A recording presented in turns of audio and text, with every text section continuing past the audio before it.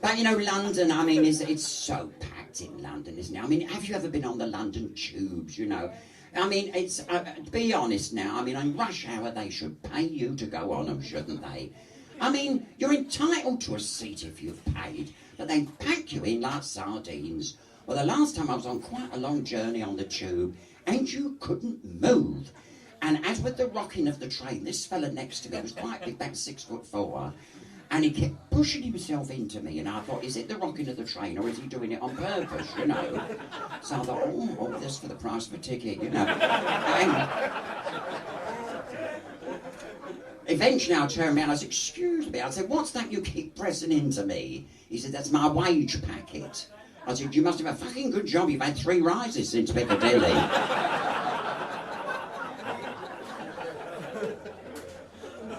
And I mean, they pull out with such a jolt in those stations, don't they? You go flying if you're not hanging on to something. And no, he pulled up in this station. Well, I went fly, put my hand out to save myself straight in this fella's lap. I said, excuse me, is this Cockfosters? He said, no, it's mine, fuck off.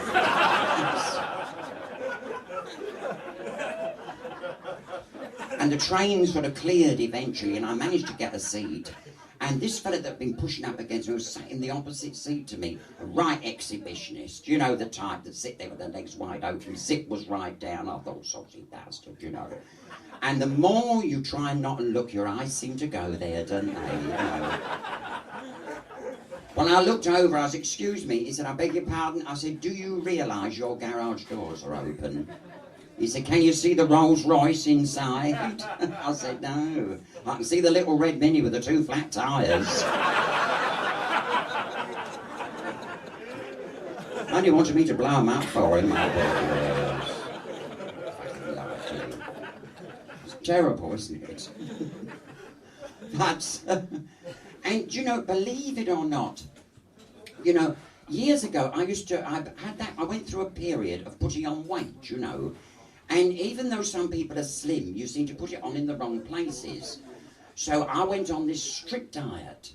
And I thought to help me along, you know, I had one of those cassettes with exercises on. And I was in the kitchen one day, and I thought I'd do the exercises, and nobody about. The old man's gone out. So I put this tape in, you know, and the voice said, strip off and lay on the floor. So I did, you know. And she said, take your right leg and put it by your right ear. So I thought, you know, a bit difficult, but I did it. And she said, take your left leg and put it by your left ear. Just then, the old man has to walk in the fucking kitchen, didn't he? He said, for God's sake, comb your hair and put your teeth in. You're looking more like your mother every day. Terrible when you don't want to be seen, isn't it? Of course, we won't get away without, of course, mentioning amongst our artists that we're doing this morning, of course, the lovely Diana Ross, who, and you know, I don't think she's done anything decent recently, has she? This last number, the number we've been flogging for ages, of course, I think was the best one she's done of recent years. So we'll still be flogging it this year. It's the only one we know anyway, so...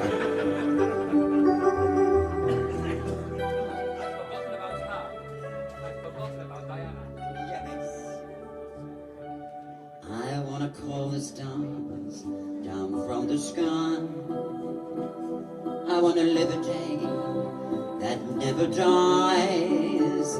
I wanna change the world only for you. All the impossible I wanna do. I wanna hold you close under the rain. I wanna kiss your smile and feel your pain. I know what's beautiful looking at you. In a world of lies, you are the truth. And baby, every time you touch me, I become a hero. I'll make you safe no matter where you are, and bring you everything you ask for. Nothing is above me. I'm shining like a candle in the dark. When you tell me that you love me, I wanna make you see what I was. Show you the loneliness and what it does. You walked into my life to stop my tears. Everything's easy now, I have you near. And baby, every time you touch me, I become a hero. I'll make you safe no matter where you are, and bring you everything you ask for. Nothing is above me. I'm shining like a candle in the dark when you tell me that you love me. In a world without you, I will always hunger. All I need is your love to make me stronger.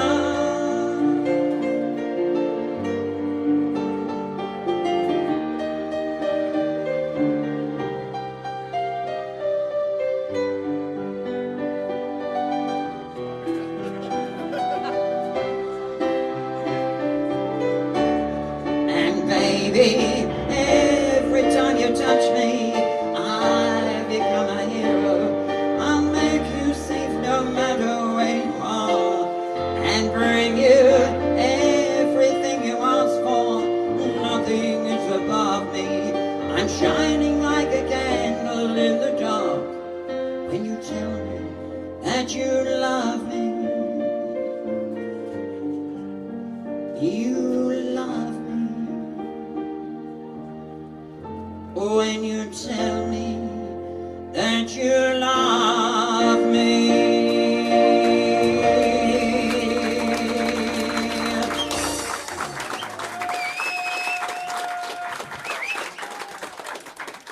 Oh, have you noticed how the windows are steaming out? Are they really? Yes. It's all these hot bodies. Do you feel sorry for people at Christmas when we are at home sort of drinking and eating and stuffing ourselves with everything? Some people have got to work, haven't they? And I've got a friend that's a doctor, and he was on duty right over the Christmas. And he's in the local maternity hospital. And he was telling me he was making his rounds on Christmas Day, and he went up to the first bed, took down the chart, and he said to this woman, he said, "Oh," he said, "Mrs. Jones, you're expecting your baby on January the 4th. She said, "That's right, doctor." So he said, "Are you hoping for a girl or a boy?" She said, "We're not bothered as long as it's healthy." He said, "Oh, lovely." And he went to the second bed, took the chart down. He said, "Oh, Mrs. Smith, oh, you're January the 4th as well." She said, "Yes, I am."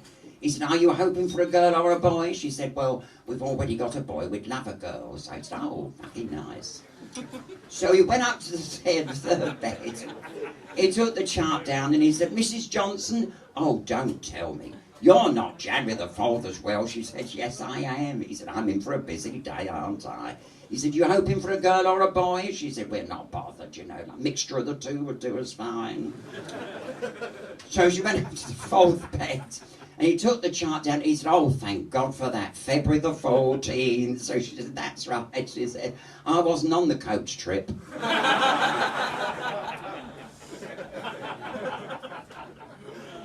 It's, he tells me some marvellous stories in those maternity hospitals, you know.